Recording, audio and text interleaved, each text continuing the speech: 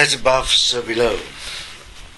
As those that dare to have listened to all the Destiny interviews, as we were pulling apart the multidimensional layers of the veil to assist, you would have noticed we clearly indicated in the history of man that in the beginning that the powers that were looking for control did not exactly expect what was happening on Earth. So they had to deceive in a way everyone to participate on Earth with the idea of it where all cooperate, one can create something magically magnificent.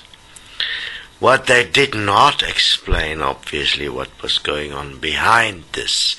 Again, here one must understand, as above, so below, is the core context of this reality. And what was created then as a facilitating process within the occupation of Earth was the soul. The soul from the perspective as a vehicle within which all the knowledge that was accumulated on Earth was deposited upon death, and then it was stored to be studied to decide how exactly to trap everyone within cycles for eternity, so that those that wish to be God can be God, and the rest can be servants, and that had to be achieved by everyone believing that they will at some point either become God or they will be with God. So you had to take their reality and change it into a make-believe reality so they never notice the difference. So to build your idea about human endeavor on history and stories of history from the perspective of some greatness that existed is a fallacy.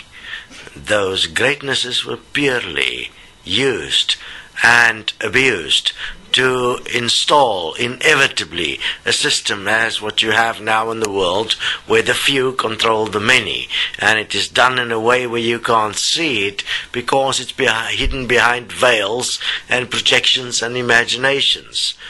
As above, so below. Exactly what happens on Earth now happened in heaven first. You are purely looking at the reflection of heaven. When you died, you ended up without any idea of what is really going on, because if you dared to question it, you were purely banned to the demon dimension.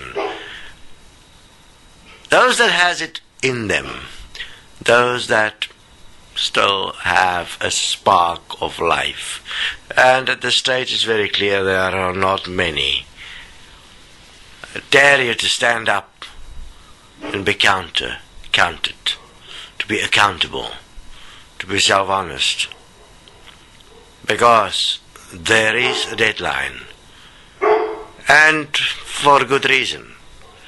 Because if you can't stand here, you can stand nowhere. Life will be the key.